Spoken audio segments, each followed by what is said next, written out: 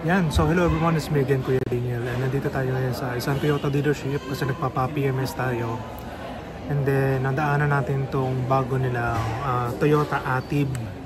No? So para din siyang Vios, pero ginawa siyang hybrid vehicle. So may mga variant naman dito na hindi naman hybrid. So dalawa lang naman yung hybrid niya. So usually pinagkaiba lang nito yung kulay. So yung nasa likod natin is the Atib 1.5 HEV CVT two-tone. So itong nasa likod natin is the Scarlett SE. No. At yung white pearl black. So itong Scarlett SE black. Ano ba itong black? So, mamaya ikutan natin ha. Kaya nga lang nakasarado yung pintuan. So, yung presyo niya is 1,208,000. So, ito na yung last year ko pa na binablog na magkakaroon talaga ng sedan na ang Vios na magiging hybrid vehicle. So, ang maganda rito, meron na tayong sedan na HEV, and then at the same time kayo kung medyo may pera kayo, pwede siyang gawing TMBS, pero I will not suggest kasi meron namang mas murang pwedeng gawing hybrid vehicle. Okay, bala na kayo kung ano yun. So sa akin ngayon, balance muna tayo. Lahat naman ipopromote natin. So tara, kuta natin. Kaso hindi nakabukas yung yung sasakyan. So very minimal lang yung mapapakita ko sa inyo. At para lang din naman din siyang Vios. Okay, ikutan natin. So yan yung Atib natin. Presyo niya 1,208,000. 91 horsepower with 5,500 RPM. And yung torque natin is 121 Nm. Basta ma-achieve mo yung 4,800 RPM. So electronic fuel injection na tayo.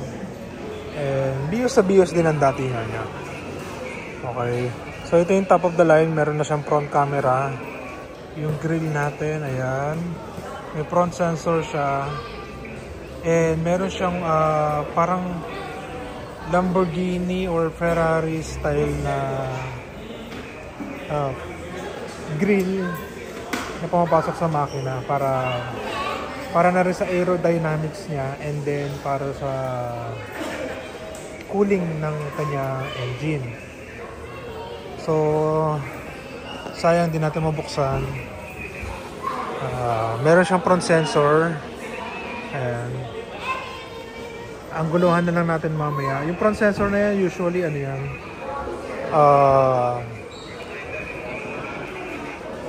tagal ko ng lane keeping assist, collision mitigation.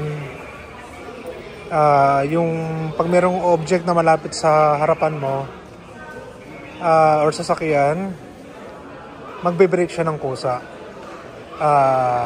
I-distance kanya sa front vehicle na nasa harapan mo. So yung gulong natin, well, kayo kung type nyo to, maganda naman, pero mas gusto ko yung sa Vios. So anong size niya? 195/60 R16. So 16 yung rim natin. Tapos yung kanyang safety feature system sa 360 is may camera na rin. Yeah. Now naka leather seat naman to. Ayan. Naka electronic parking brake. Tsaka naka auto hold na rin siya. So, Vios sa Vios din, in-improve lang yung kanyang harapan. Sa likod,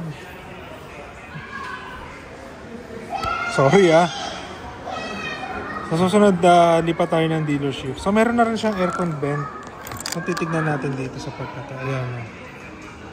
So, okay siya. Ito yung block na sinasabi niya. Kasi nakaupo ako kanina, so hindi ko kita. Shark spin antenna. 4-eye sensor with back camera, tsaka yung back skirt niya. So, nakikita natin na HEV siya, hybrid electronic vehicle, center mount stop, meron tayong pangalan ng ET dito. So BIOS nga talaga siya. So when it comes to driving, hindi ko pa alam, but soon magdadrive tayo nito. Ayan.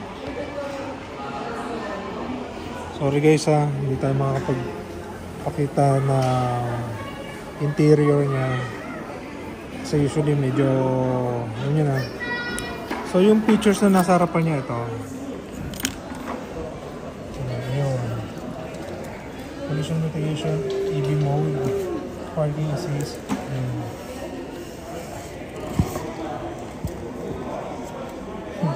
Ayan. So, ayan, sa susunod gagawa tayo ng mas magandang vlog dito. Ayan. Hey, bota.